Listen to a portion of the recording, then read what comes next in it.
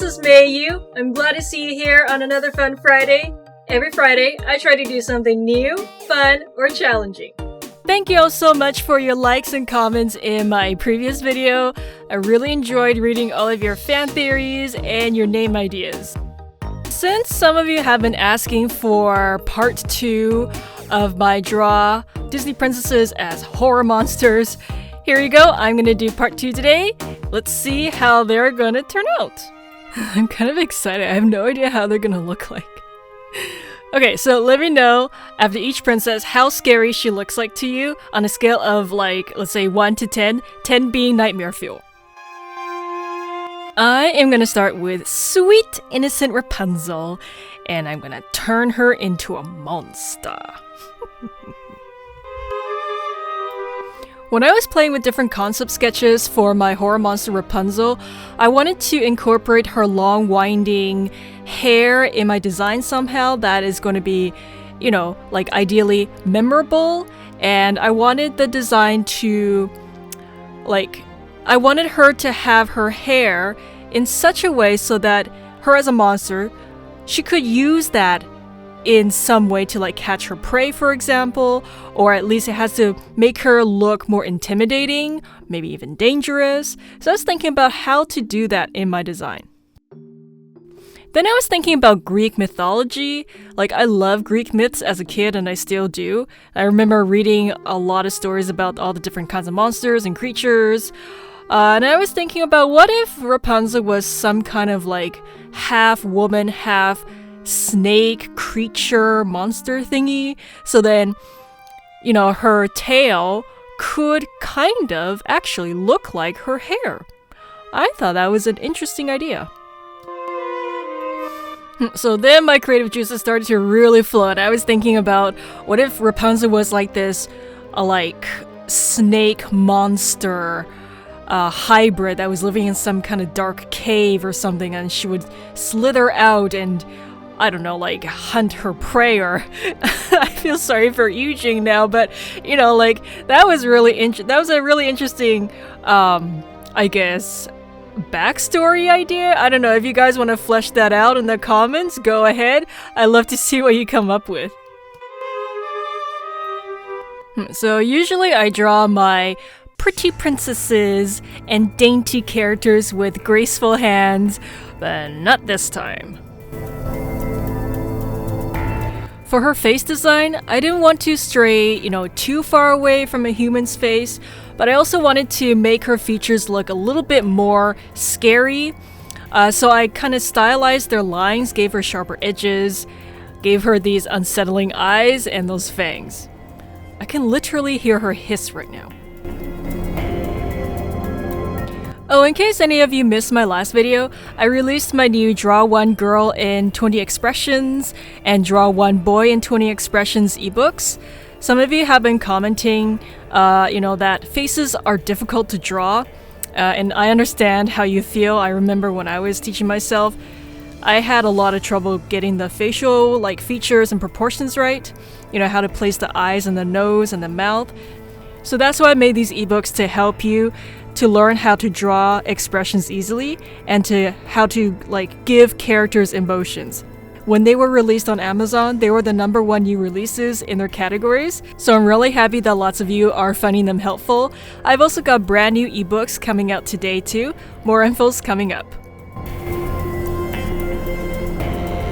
Honestly, when I was working on her tail, or her hair tail, I could not help but think about when I drew Eugene cosplaying as Rapunzel, including the gown and his long, lovely, silky wig. Yep.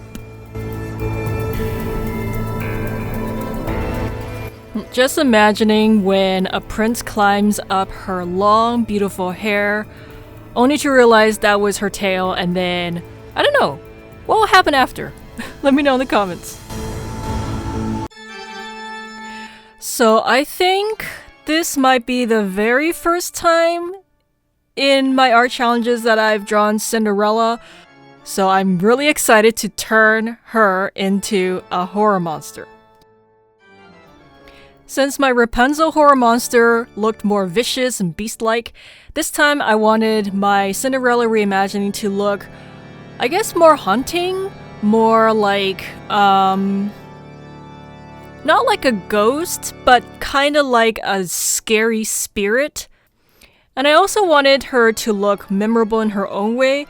I was thinking about the story of Cinderella, and I was thinking it would be really nice if I could get some kind of, like, element of the story into my design somehow. I usually don't draw my characters' eyes like these, but I think I wanted to try this empty, scary, like, open socket kind of look to my character here. I think it really adds to her scariness, and yeah, it just looks really creepy.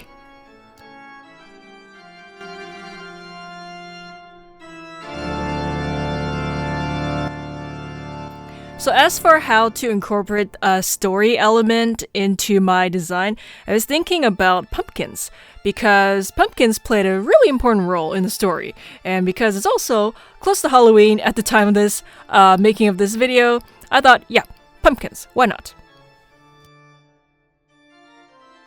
And of course I wanted the pumpkins to look scary, so I added these empty eye sockets on them too. Their faces kind of match.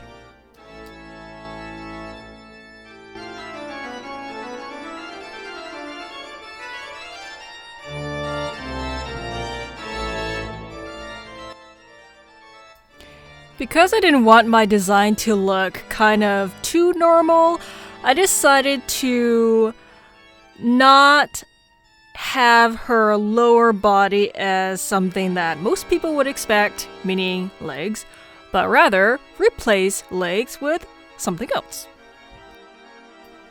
And since I drew one pumpkin, why not do a bunch of pumpkins? I just want to give a shout out to all of you viewers who have told me you used to watch my videos years ago and my channel first got you interested in art, and now that you've found my channel again, you feel, like you've come a long way since those years ago when you first started watching me. And I just want to say thank you all so much for letting me know. This really means a lot to me, and I'm glad that you're starting your own art journeys. Keep up the great work, everyone. Since you're here, hit that subscribe button and let's make more memories together.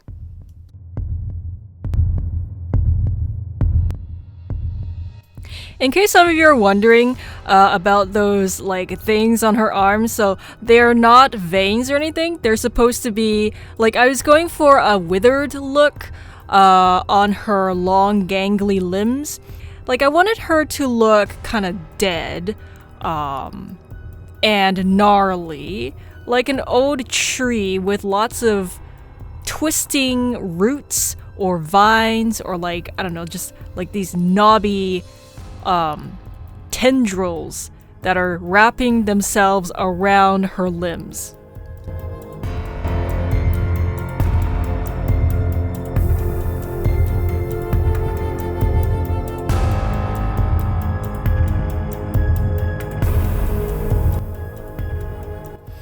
I wonder what could have happened to Cinderella to make her look like this.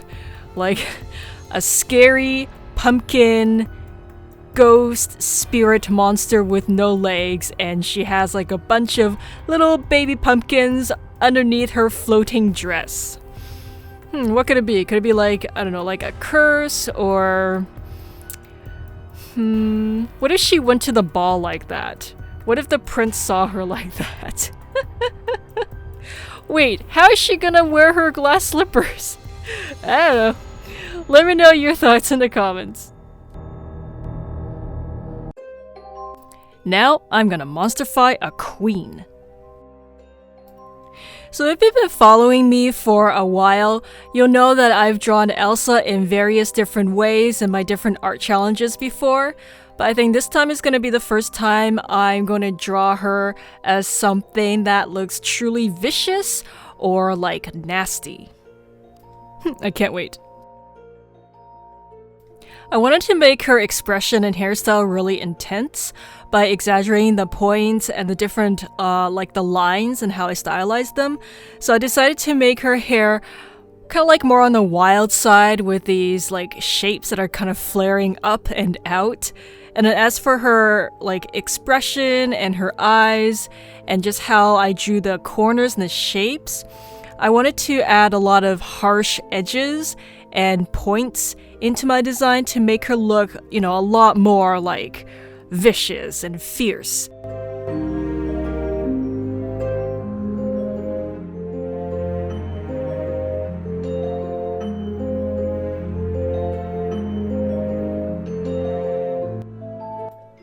I thought about drawing her hands and fingers in such a way that they look more like icicles rather than like, something organic. I thought that was really interesting because I wanted her to have this really sharp, like hard look to her. Not just in her face, but like from head to toe. And I wanted to really create that sense of deadliness with her design. While I was drawing this, I was getting really excited when I was drawing her ice dress because I thought it was such a cool idea to make the actual dress just this pile of jagged pieces that makes up her body. I'm super excited that I released another 4 new ebooks today. The first is How to Draw Princesses as Monsters, which has all of my reimagined characters in this video, plus some from part 1 and part 3, which I haven't shown on YouTube yet. So you'll be the first to see them in this ebook. It'll show you how to draw my princess monsters starting with simple shapes in color-coded steps. You'll also learn lots of techniques on how to draw different bodies, poses, hair, and faces. And since Halloween's coming up, I've made my Fun to Draw Halloween Level 1, Level 2, and Level 3 ebooks. I know some of you want to make your own Halloween cards, decorations, and gifts. These ebooks are perfect to give you all the know-how and ideas to create cute, easy Halloween animals, candy, Halloween characters, and cute chibis. These ebooks are also great for casual drawers, doodlers, and beginners.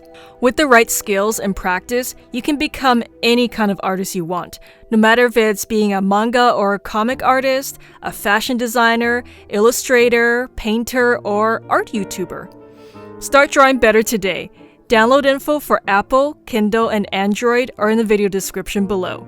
Happy drawing!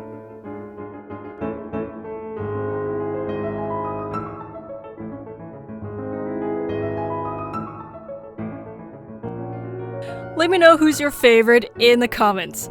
If this ruined your childhood princess, give me a thumbs up. Woo!